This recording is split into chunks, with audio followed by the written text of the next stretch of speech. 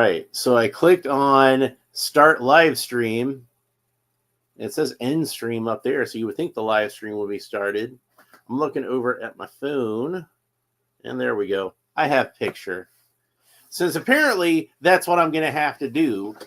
I'd been really paranoid about that for a while and had my phone over here playing the video so I can make sure that there's video. And then it had been working really well for a while. So then I stopped after a while. I'm like, well, it seems to be working now.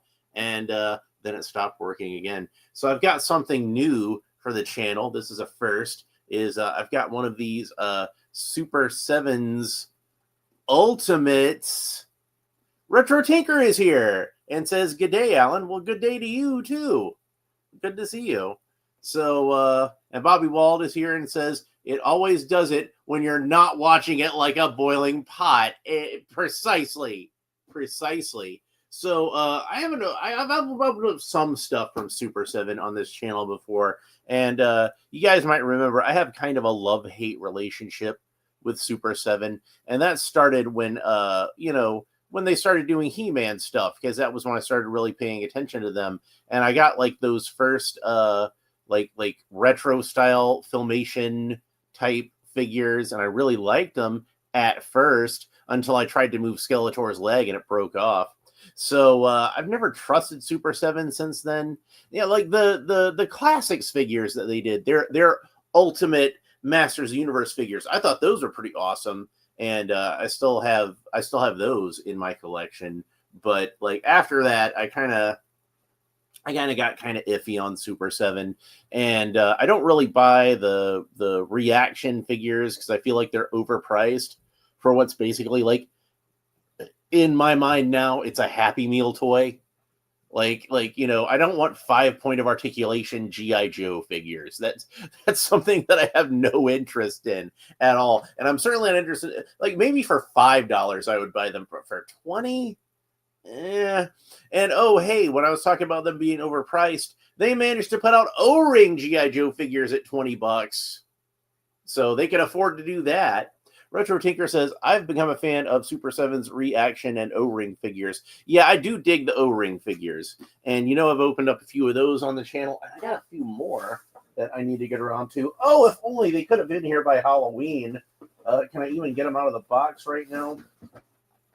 Yeah, we'll go ahead and at least pull out this guy, because I got Count Dracula. And I love Count Dracula. So I got Dracula and the Wolfman and the Creature from the Black Lagoon. And hopefully we'll see a second wave of those soon, because it's just weird to me having an assortment of Universal monsters and not have Frankenstein in there. But I do like the G.I. Joe O-ring figures. I do think those are pretty sweet. And I hadn't bought any of the G.I. Joe Ultimate figures because I'm like, do I really want to get into like a 7-inch G.I. Joe line when I'm still collecting 3 3/4-inch stuff from decades ago? And and I'm into these classified figures right now, and I do have more of those, a lot more of those on the way. We got some Ninja Turtle stuff to get out of the way, but I'm gonna get on to G.I. Joe Classified again very soon. But I already pulled this guy out of the mailer. He comes in a box, in a box, in a box. So I saw this guy was on a Big Bad Toy Store for like $25, and I figured, well, I might as well, since I'm in a Ninja Turtle kind of mood anyway, I might as well go ahead and try one out and see how it is. And, of course I would start with the Shredder. I've opened up more figures of the Shredder on this channel than any other Teenage Mutant Ninja Turtle character. And it's not because he's my favorite character in the Ninja Turtles saga universe, whatever you want to call it. No, he's not. He's probably my favorite. He's certainly my favorite villain. But I like the boys better than I like the Shredder, and I like Splinter better than I like the Shredder, and I like April O'Neil better than I like the Shredder. I might like him slightly more than Casey Jones, but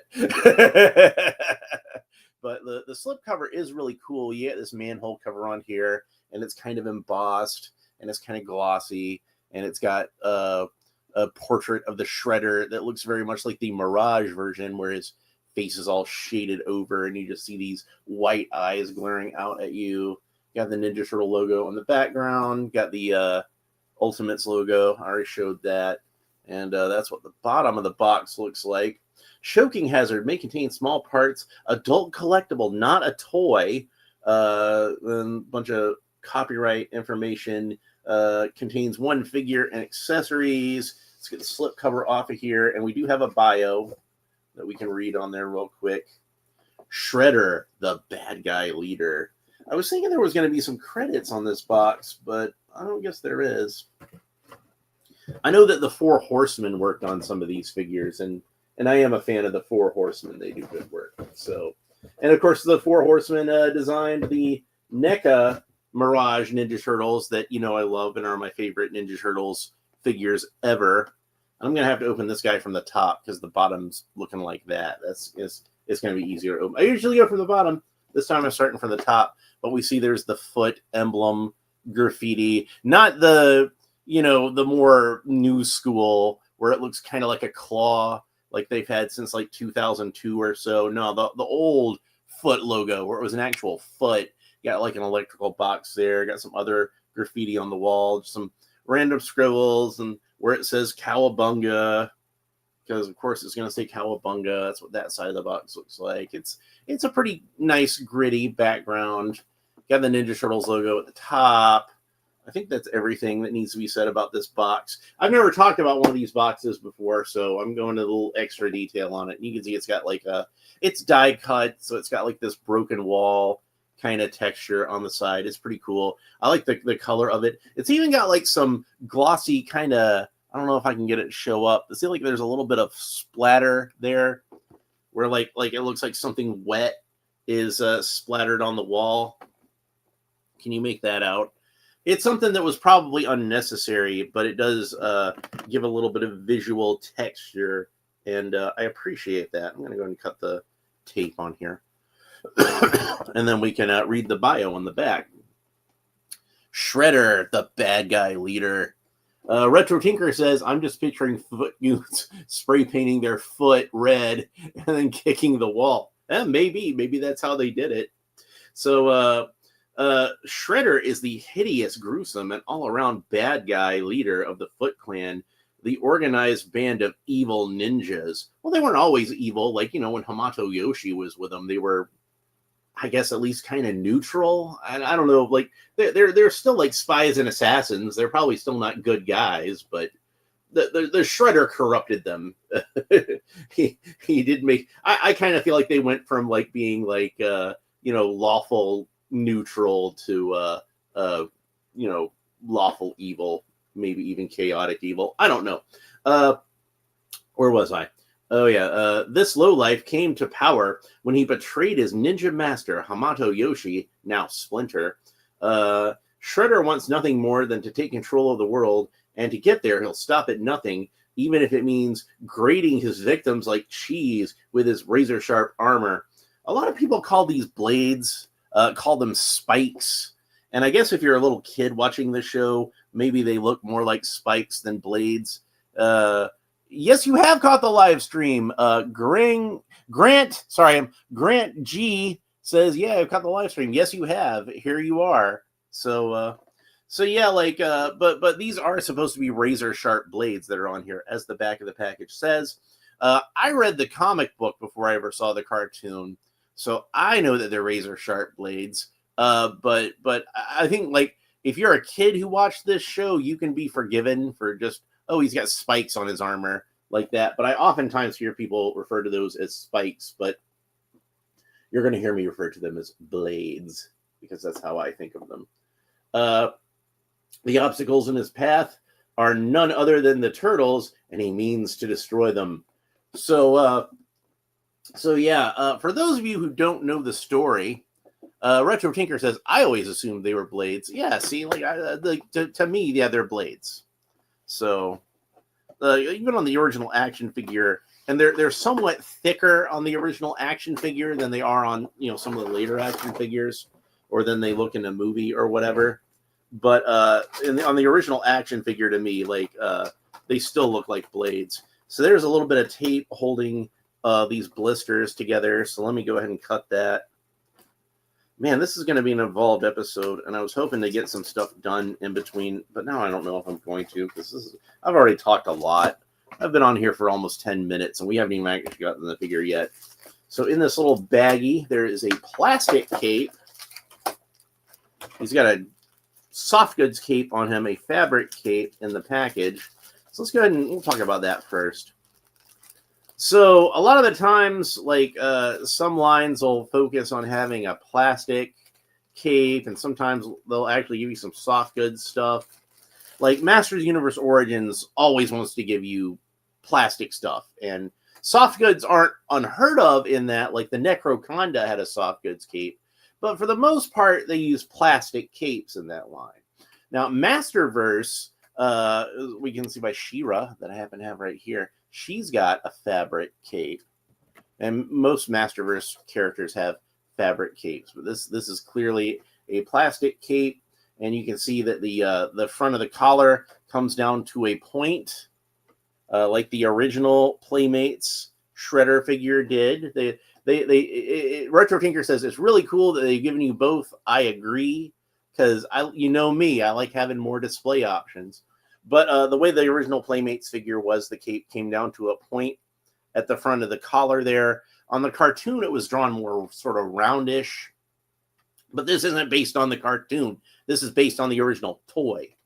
And there's going to be more sort of, shall we say, eccentricities when we come to that. Speaking of which, here's one right now, is the weapons, some of the weapons anyway, come on a weapons tree, just like the old one did, on a little sprue that's sculpted to look like a weapons rack. It's even got little pegs set up on there, so you can set your weapons up on there, hang them on the sprues, as it were, if you were going to take this thing apart. And I don't think I'm going to. I think I'm going to leave this together. He comes with all the same weapons separately, and they're all painted. So speaking of different display options, you know, you can display him if you want to with the actual Playmates accurate brown weapons, or you can use the more fancy painted weapons. And Max Games and Toys is here and says, "Alan, friend, what's up?" And I'm opening my first Super 7 Ultimate Ninja Turtle figure, which of course is Shredder. Of course, it's going to be the Shredder. So yeah, they've given you the options to make this guy as Playmates as you want. Max Games and Toys says, I just started with the 2003 Super 7. Yeah, I saw that those were out. Or at least coming out. I saw that they were happening. We'll put it that way. And those do look pretty cool. So, man, if I'd have thought about it, I'd have brought one of these other... when I've got them in the box, I'd have thought to, bring one of these that I have open over here. But I'll try to remember to take some pictures comparing this guy to some of the NECA Shredder figures. Put those as a community post. And speaking of retro stuff, look what he's got holding him in there. That's a genuine twist tie, folks. We don't see those too often anymore, do we? I almost miss these bastards. I do prefer twist ties to rubber tabs at this point. I'm so sick of rubber tabs. And the twist tie also has a little plastic piece on there so it can protect the figure, so I don't have to worry about rubber tabs melting chemically into my action figure. So yeah, I didn't really talk too much about the weapons on the weapons tree, because we're about to be getting the weapons out on separately and painted, so we can talk about all those separately. But keep in mind, when I talk about all these extra weapons, they are the same weapons that are on the weapons tree, only these are painted and fancy looking. The way that I wished that these weapons had been when I was a child, and Leonardo's katana and Roth's sai were all brown, and I wanted them to have some silver detail to them, and I tried to paint them, but of course that kind of paint does not want to take, that kind of plastic does not want to take paint at all. It just did not work. And even the movie star figures had like brown weapons, and I'm like, what's up with that? Couldn't you at least molded those in silver plastic? I mean, Donatello's staff makes sense in brown, and Michelangelo's nunchucks, those work in brown too. But the sai and the swords, I just felt like didn't work. So having all this stuff in these, it looks like he's got like a wooden kendo sword or something, you know. So, but you can see there's the fist daggers and the comma and the ninja stars. We'll get into all that in a second. Maxine 20 says, "You mean that that blister that you can put it back in the blister? That would be another advantage of leaving the weapon tree intact. Although it might be fun. Like I've seen people selling these separately, you know, on eBay. It might be fun to try to get some extras and take them apart and see what we can. And then the shredder himself, hopefully should come out of the package fairly easily. Oh, he does have some rubber tabs on him, doesn't he? He's got a rubber band holding his feet in, and it looks like that's it. But we'll go ahead and get these old bastards. All right. Bobby Wald says, "How was the shredder not more popular for Thanksgiving? Everyone needs the slicer and dicer for making Thanksgiving dinner." Indeed. And for those of you who don't know, I'm sure most people watching my channel would know, Sean Franklin is here and says hi. Hi, Sean Franklin. Most of you watching the show, I'm sure would know at this point, is that Eastman and Laird created this guy when they were working their day job in a restaurant. And ironically enough, a pizza restaurant. Although the Ninja Turtles didn't really get into pizza until the cartoon. You would think that would be an obvious thing, but you know, to guys working at a pizza place, but maybe they'd had enough of pizza by then. But yeah, like Kevin Eastman had like a large cheese grater, and he put his arm through it and grabbed a hold of the handle from the inside. And he's like, could you imagine somebody like with weapons like this using this as a weapon against his opponents? And Peter Laird said you could call him the Shredder, and Kevin Eastman was like, I was going to call him Great Man, but that's better.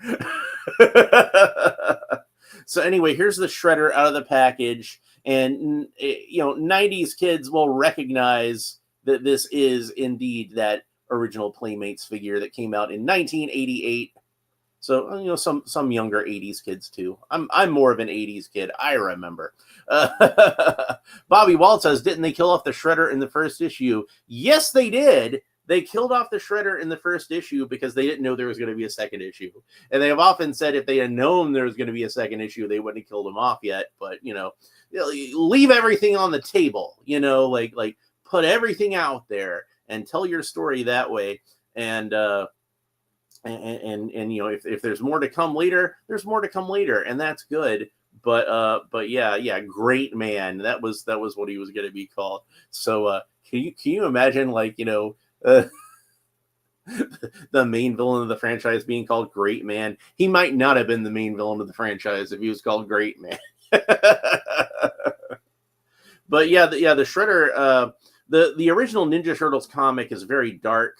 And it does have like a very more of a morally gray assortment of characters. And in fact, the origin of the Shredder, as shown in the comic book, I've pointed this out before. The origin of the Shredder in the original comic book, there's the rivalry, much like in the movies and the 2012 cartoon. There's a rivalry between over the love of Tang Shen between a ninja named Hamato Yoshi and a ninja named Oroku, but not Oroku Saki. Oroku Nagi is the Shredder's brother. So when Hamato Yoshi kills the Shredder's brother, Oroku Saki wants to avenge his brother. So there's a little more. It's not just him being a jilted lover. It's him being the brother of a murdered man, as he sees it. So yeah. And Splinter is unambiguously training the boys to be assassins that will take out Oroku Saki and avenge his master. So it's like a cycle of revenge. They're not necessarily like crime fighters or superheroes or anything like that when they're starting out. It is very much a revenge-driven plot. And when you make a cartoon show, it's a little less moral ambiguity is allowed there because kids are watching it. So they redo it so that it's Hamato Yoshi is just completely screwed over by this Saki guy, framed for attempted murder and forced to live in the sewers. And that's not good enough. It's not good enough for Saki that Hamato Yoshi is out of the way. He's got to try to kill him with mutagen, which doesn't work, and winds up creating his worst enemies instead. Max Games and Toys says, I wish Playmates had given us that figure back in the 80s. Yeah, I mean, like, aesthetically they did, but we're going to get more into the weeds as far as, like, the articulation and the posing and everything like that. Max Games and Toys says, honestly, I'm a 90s guy. Yeah, like, well, I love the 90s. I had a lot of fun during that time.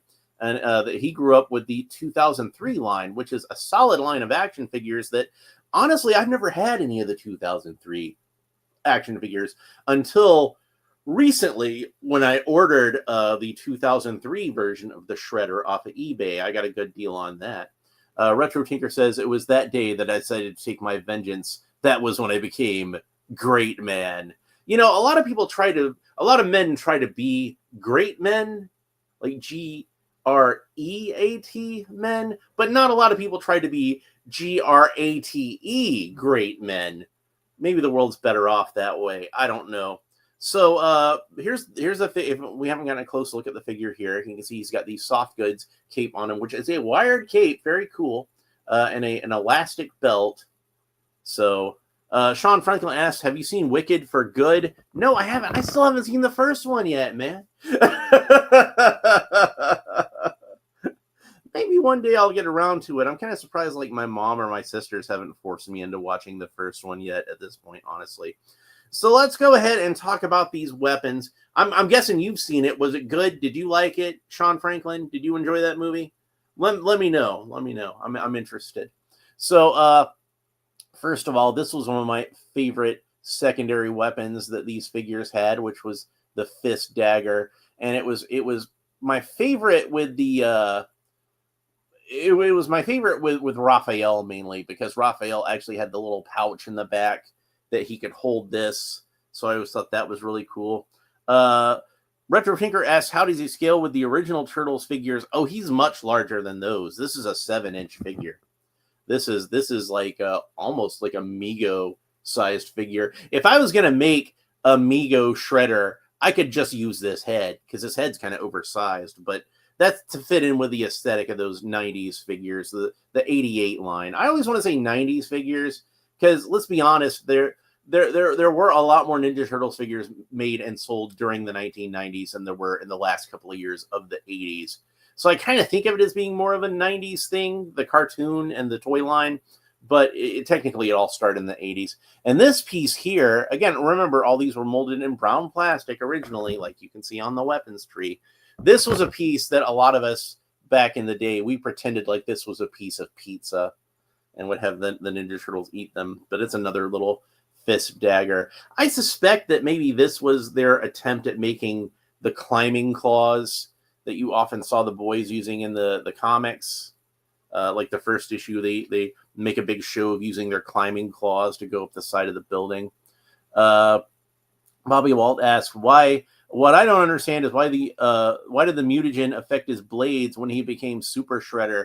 Well, I think they tried to address that in I think it was the 2012 cartoon where when they were talking about like how some people would actually get mutated in with technology, and that that was what happened with I think Mutagen Man in that version, but yeah, that was a little loophole that they came up with on that to explain it. But oddly enough, I think when they did Super Shredder on that, I don't think he merged with his armor. I think it was just bones came out of his flesh and became blades that way.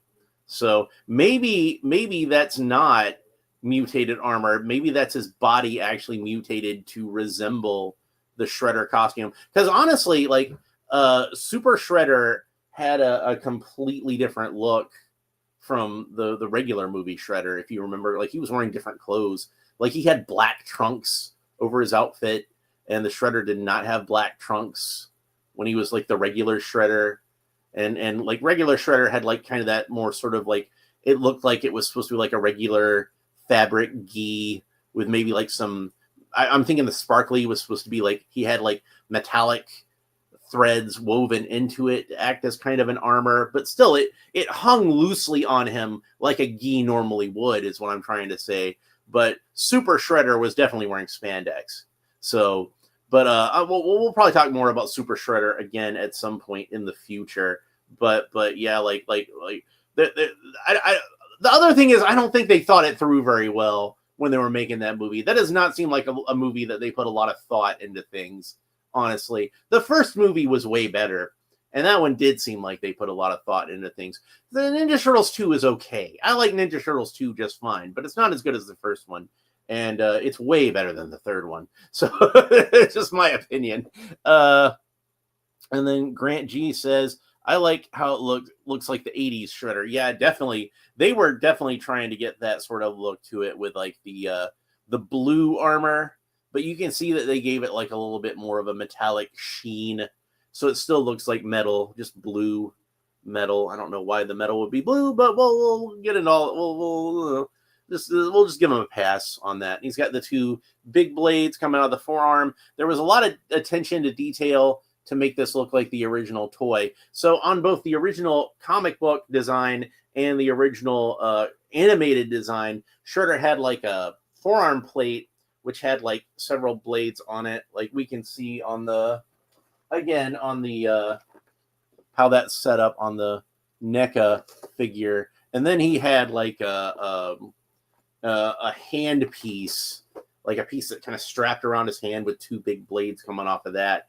But on the toy line, they simplified it. So it's just the two big blades are coming off of that plate, which now only has three blades on it besides the big blades. And there's three blades on his shin guards, which is not as many as is in the comic book. But again, I think they were trying to simplify this design for the molding. And then three blades on each of the shoulder pads, which the cartoon version I believe had four blades on there. But you can see the head that comes with the Shredder. He's got the blue kind of metallic helmet and the purple mask, which I believe on the original toy they were working on the assumption that was a fabric mask that went over the lower part of the face, like a Cobra Trooper. But in the comic book, in the cartoon, both, it's pretty unambiguously drawn to look like a metal faceplate. Anyway, I got distracted. I'm going to go back talking about these accessories. So I got the throwing stars here, which are 5-pointed stars. They got some good detail to them. The old ones were just kind of flat and had kind of rounded edges, so I guess kids couldn't poke themselves on them. These are very pointy, and you can see that they have like a little bit of, almost like what they call a nautical star, like a little bit of detail to them. They're not just flat anymore. They've got like some raised edges to the front of it. So two of those that are identical. The Kama, which is a really cool weapon that the original figures, all the Ninja Turtles and the Shredder himself came with this. And I think it would have been cool if he had like, maybe I'll have to try to get a second one of these, because I think this would be cool to have like as a two-handed, like dual wielding sort of weapon. Grant G says, you must be running out of space with all your figures. You ain't wrong, brother. All right. Dracula fell over again, and his cape fell off. And I had this guy on a stand, and I don't know where the stand went. He fell over, and the stand just went somewhere else. But thankfully, I've got like a ton of these McFarlane stands around here. So I'm going to put Dracula back on the stand. He's not a DC character, but whatever. He can still be on a DC stand. Hey, if Universal winds up buying Warner Brothers, which they're one of the people rumored to try to buy Warner Brothers, him and Batman would be owned by the same company, so he might become a DC character. They might have him, might have Batman fight the Bela version of Dracula. I mean, he fought Elmer Fudd. It wouldn't be any weirder than that, would it? So anyway, the last of his weapons that we have to go over. I think I knocked his comma in the floor. Did I knock his comma in the floor while I was doing all that? It doesn't really matter. I already talked about that at least. At least it's not like I knocked something in the floor that like I haven't talked about yet. I found it anyway, but there it is. This one, they made it a little pointier again than the original toy, because the original toy was more sort of rounded off at the tips. And again, they put some sort of a little... What would be a really cool weapon for the Shredder, actually, is to... And I might try to do this at some point if I can get some extras of these, is to put this on like a pole. Because, you know, oftentimes the Shredder has a spear as a weapon, but put this on the end of a pole like a spear. That would be a sweet weapon for the Shredder. I normally don't give the Shredder too many weapons, though, because he's already got all these blades on his armor. He is a weapon already. But yeah, here's the katana, and you can see it's got some nice painted detail to it. Like the handguard and the pommel are kind of in this dark brass kind of gold, and then the handle itself, like the wraps on it, look like they're done in a slightly metallic black. Looks very cool. Like I said, I don't normally give the Shredder a whole lot of weapons, but I think in the thumbnail at least I'm going to pose him with the katana and the comma. I think that would be really cool. And then the last accessory that the Shredder comes with, easily the goofiest accessory they have the Shredder come with. And you guys already saw this in the box. You know what I'm leading up to. He's got an extra head that this is painted to resemble the original head as the original toy had it. Now, the original toy did have this going on where like the brow of the helmet was painted as if it was his actual forehead. And I don't know if that was a mistake that was made. Like, the Shredder's eyebrows kind of overlapped over the helmet, the way it was sculpted. But the way it's painted, it's like they said, oh, his eyebrows are there. That must be his forehead. And they just there's this huge unpainted part of the front of his mask. They just left it was molded in the flesh-colored plastic, so they just let that flesh-colored plastic shine on through with these crazy eyebrows on there. And it looked bad enough on the original figure. But at least with the original figure, the way it was sculpted, like the head and the helmet were all one piece, so it was a lot more flush than what we see here, where the head and the helmet are molded as two completely different pieces. So he just looks like he's got this weird mutant forehead. Maybe this is how he becomes Super Shredder in the that version. I don't know. Oh, and then we got to talk about the hands. He comes with a few different hands. He's got a set of hands that are solid fists, and both of these have like a little bit of purple strap. That's actually sculpted in. It's not just painted. A little bit of purple strap that wraps up the hand like that. And then two gesturing hands. And again, we can see the strap wrapping over the hand. Bobby Wald says, I'd like to see them do the Shredder with Vac Metal Shiny. Oh, yeah, that would be cool. So, yeah, I'm not going to bother to put this head onto this figure because it's just ridiculous. And you get the idea. But again, it's nice that they give you the option to make him as playmates as possible. Because I'm sure if they had not included this extra head, there would have been like people like, hey, why is the front of his helmet not painted flesh color? I'm sure somebody would have complained about it, even if they were being sarcastic. That probably would have been me. But as it is, this piece is probably going to become custom fodder. I don't need it. So the hands seem to be like really rigid. So I'm not sure how well I'm gonna be able to get the accessories in here. Very McFarlane kind of rigid plastic, but we'll go ahead and have him hold a couple of accessories. I did manage to get it in there. So when I do him in the thumbnail, he's probably going to be dual wielding like that.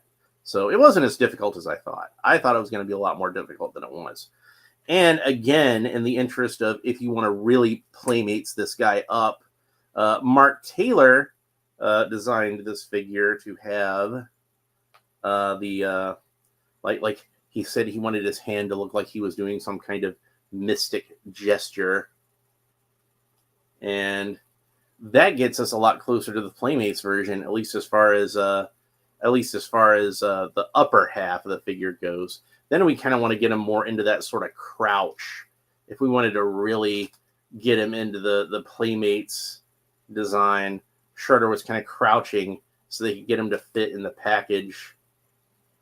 So that's kind of a lot closer to the Shredder as most kids back in the day would have been familiar with him, with that weird sort of crouch. And I think that was kind of slightly inspired by his first appearance in the comic book. Like when you see that big splash panel of the Shredder, he's kind of crouching down like that. So I think that was kind of part of the inspiration for that. So let's go ahead and talk about, there's still more accessories technically to talk about because he's still got the cape and the belt that come on the figure. So let's talk about those. So he's got this elastic belt, and you see they've got a smaller piece of elastic stitched in the front to represent where it ties up in the front. Doesn't have a round buckle like the original one does, but it attaches in the back with Velcro. So let's go ahead and take that off. And then we can talk some about this cape. Now, this is the soft goods cape, and you see it got a little wrinkled up being stored underneath that belt like that. That's just going to happen. And you can see he's got a belt that's sculpted onto the figure, which that one actually does have that round buckle. Even has the little peg sculpted into it where, like, you know, the where it would actually buckle, but this is not functional. It's just decorative on this version. Bobby Wald says, I heard something about they make him crouch because they couldn't fit him in the package while standing up straight because he's too tall. Yeah, that's exactly why they did that. And like later figures would still be kind of crouchy, but not as much. So then they wind up looking kind of weirdly disproportionate. Like the Super Shredder figure is actually technically shorter than the regular Shredder figure because they got him just in a much more subtle type of crouch. He looks almost more like a Dick Tracy kind of figure. So let's go over the articulation on this guy. Did I mention this was a wired cape? It's a wired cape, so we can get a lot of cool poses out of it. I used to take the belt off of, and then the belt would be really loose on the figure because it's meant to hold the cape down. But I used to take the cape and have it loose like that because that was how it was done on the cartoon.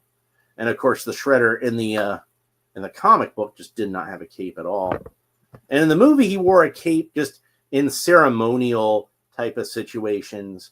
But we still saw him. He would take off the cape when he went to do some fighting. And he's shirtless. He's shirtless like the original Shredder figure was. And none of us understood why he was shirtless because he always wore a shirt in the comic and he always wore a shirt in the cartoon. And then the Archie comic went in the opposite direction of this. Is not only did he have a shirt, but he had a long sleeve shirt. See? So then I'm like, why does the Shredder have a long sleeve shirt? Why can't we just be like, you know, consistent and just have him wearing this sleeveless gi that he wears in the comic and the cartoon? But and you can see the Shredder is I think they made him look a lot more healthy. Like they tried to capture the look of the original figure, but you can tell they didn't want him to be like all like scrawny, looking malnourished like the original figure was. He does not have the protruding spine that I remember that figure as having. I used to call him Scoliosis Shredder. Like, poor guy. But with the cape and everything off, I feel like I can talk a little bit more about the articulation. So Shredder cannot look down very far, and that's disappointing. I would like him to be able to look down. He's taller than the Turtles. I would want him to be able to look down at the Turtles a little more than what he's actually doing. So that's too bad. He can look up only about that far. The up and down is not too great on this figure. Neither is the side to side. It is there. It's just very subtle. So that's unfortunate. But the head does rotate all the way around. It's weird because it's a ball joint. And normally, like the Four Horsemen design figures with those ball joints have a little more range of motion, but the Shredder just doesn't. So I'm kind of surprised by that. And of course, the arms rotate all the way around the shoulders, and they can raise up to the sides that far, which is a lot more than I was expecting. I was expecting these shoulder plates to really get in the way, but they don't. So that surprised me. But they do. They are really rubbery. and they're kind of they're not glued down at the very top.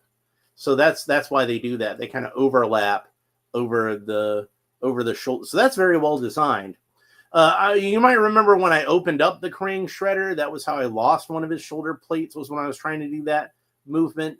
So I'm really glad that the Four Horsemen were able to find a way to engineer these shoulder plates. This is probably the best shoulder plates I've ever seen on any Shredder action figure, and you know I've opened a bunch of them. So anyway, rotates all the way around the bicep, so we got that going on. That's good. He's got a single joint of articulation at the elbow, which bends about 90 degrees, and then that rotates all the way around, but that's at a slight angle.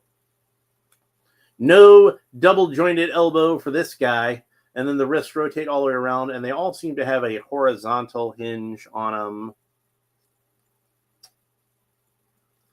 Shredder thinks your window treatment is just to die for.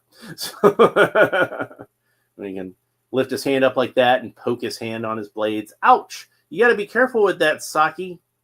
So anyway, rotates all the way around at the waist, and there is like a little bit of a wobble here, so we can get not a whole lot, but a little bit. You can bend him backwards about that far and forwards about that far, side to side about that far. Like I said, not a whole lot. It's subtle, but it's there. Shredder can kick up about that far, which is about as far as you want a Ninja Master to kick up. Like that's a pretty good range of motion there. I think that's some good posability. If we bend him backwards about that far, he could just kick Bebop and Rocksteady right in the face, even as tall as they should be. So he does have, like, I think the drop down hip. It seems like he's got a little bit of a drop down hip. It's maybe a little loose. He's got a ball joint at the hip, and then there's a rotate right where the thigh meets the hip. So that's good. Little bit more motion that way. He's got a single joint of articulation at the knee. Doesn't bend quite about 90 degrees. I think a little bit more motion there would have been good. But that rotates all the way around at the... I don't think... There's a boot cut, and it rotates all the way around where the knee meets the thigh. And I think that, honestly, like, that makes the boot cut kind of superfluous a little bit. I mean, it's good for posing the blades, I guess. But I would probably rather they made it so that it rotated at the knee like the way that a Masters of the Universe Origins figure does, where it rotates back and forth like that, you see? Rather than, like, it's at the same place. It's just it's done in reverse. You see how the ball socket goes from the knee into the thigh on Masters of the Universe, but on Shredder it goes from the thigh into the knee. And I think that I'm just playing armchair quarterback, like Monday morning quarterback for the Four Horsemen, who are some of the greatest action figure designers who ever lived. But in hindsight, oh man, I almost thought I broke this thing. In hindsight, I'm saying that would have been good. So there's lots of, I notice, I haven't really talked about this yet. There's lots of places where I can see like lubrication, for the action figure joints on this guy. But there was not one on that ankle at all. So when I turned it, I guess the paint kind of got stuck in there a little bit, and it made like a snapping sound. And I was really afraid I'd broken his ankle, but I did not. So that's good. So I like that they have a boot cut here, but the boot cut isn't really as necessary as it would have been if they had jointed it the way that I'm talking about. They should have jointed it. By the way, another good articulation that I'm noticing isn't here would have been if they'd have put one in the mid forearm at some point, so you could rotate the blades around, and that would make it easier for him to pose him with the blades as like a threatening sort of weapon, which you can still do. Don't get me wrong, but I think that you could have done it even better if that was the case. See, like when I turn his hand around. Like wouldn't it have been nice when I turn when I had his fist facing up like that, if the blades were on the underside of the forearm? I think that would have worked a lot better. But, whatever. This is still a really nice figure, and I'm really glad that it turned out this well. I wasn't really going to get into the SUPER7 Ultimates Ninja Turtles figures. It's a line that's been going on for a while. And I hadn't really I hadn't really gotten too into. I hadn't any of them up until this point, and hadn't really paid much attention to them. I was more paying attention to the NECA figures, and the NECA figures are freaking awesome. But this guy is on that level. I would say this guy is as good as any NECA shredder. And I've opened a few NECA shredders just here recently with the Archie version and the Worms of Madness version, and both of those are fantastic figures. And then I opened up the Playmates, which is just a turd. Like this is a bad figure. I'm sorry. And it's like honestly, I think it could have been a great figure if they made him like an inch or so taller, but he's just way too tiny as he is. This is kind of more like he's a lot bigger, and he would not scale well, like I said, I don't think, with the Playmates turtles. I think he's going to scale really well with my NECA Mirage turtles. So I'm looking forward to having some pics of him fighting those. And but yeah, he's a little bit taller than your average NECA figure as well. I think the Ninja Turtles NECA figures are just generally scale a little bit shorter, at least the Mirage ones do, than your average NECA figure. But I mean, we can stand him next to Count Dracula, and you can see he's a little bit shorter to Count Dracula. So, and I've got Flash Gordon over here. Let's see how well he scales with Flash Gordon. And I think Flash Gordon's a little bit shorter than your average NECA too. I think those figures are, yeah, see, he's about the same exact height as Flash Gordon. But you can see also what I'm talking about, where like his head is kind of oversized. And again, that's to fit in with that original Playmates aesthetic, where all those figures had kind of oversized heads. But at least with the Shredder, you can kind of pretend like, well, it's because he's wearing that big helmet. His head wouldn't actually be that big if he didn't have that huge helmet on his head. But Flash, of course, is just perfectly proportioned, and just the perfect specimen of physical perfection. And the Shredder just has a big ass noggin. That's what it really is. And speaking of physical perfection, we got this other Superman from the not actual Superman, but we got him too. We can look at Superman in a minute. But Lothar, another example of physical perfection, and he's just as tall as Lothar, since he uses the same body basically as Flash Gordon. And Lothar, you can see he's got a much more better proportioned head. So so that's how those scale together. And how does he look against a McFarlane figure? As far as height goes, Superman is a little bit taller than the Shredder. I'm fine with that. And we got Jon Stewart over here, not the host of the Daily Show, Jon Stewart, the Green Lantern, and he's in a little bit of a crouch right now, but they look to be about comparable height. So and then Masters of the Universe, Masterverse, we can see that he's a little bit shorter than He-Man. But again, He-Man probably should be a little bit taller than the Shredder. Earth Dude is here and says, "We Batman." Yes, we are. Oh, and I should point out that the blade pieces on here, like I talked about those a little bit with the shoulders, but they're very rubbery. So you probably won't have to worry about too much like with these shipping or anything like that, which is good. But also when you put them in storage, you might want to be mindful of it so that it doesn't get like too ridiculously bent out of shape or anything. Now, like I said, this is based on the Playmates, the original Playmates Shredder figure, who did not have a shirt. He was a shirtless guy with a cape, and they just kind of, as we saw it when we opened up the figure, the belt kind of held the cape around his waist, and that was supposed to function somewhat as a robe. But I wanted him to just have a cape like what he had on the cartoon, so I always just kept it loose from the belt like this. This was pretty much what my Shredder looked like until I got I bought an extra Splinter figure so I could take his robe and put it on the Shredder. So my Shredder had a burgundy gi that most other ones didn't. So So yeah, I don't know what I did wound up doing with the naked Splinter figure. One of my first attempts at action figure customizing that turned out successfully. But I'm going to put the belt back on there right now just so I don't lose it. I'm probably going to make him a few different tunics and make him in the same style as that one, and then just swap them out as need be. I was thinking like maybe make him a gray one if I'm making him myself. Maybe make him a gray one like what the cartoon would have had. Maybe make him one in burgundy, like my original Shredder from when I was a kid. Maybe try some other different things. It might be interesting to try him with a blue tunic since much of his armor is blue. So, but yeah, this is a really cool figure, and I'm glad I picked him up. Now, like I said, I got a deal on this guy. He was only $25, and these originally, I believe, retailed for $50, and then they bumped the price of the Ultimates figures up to $55.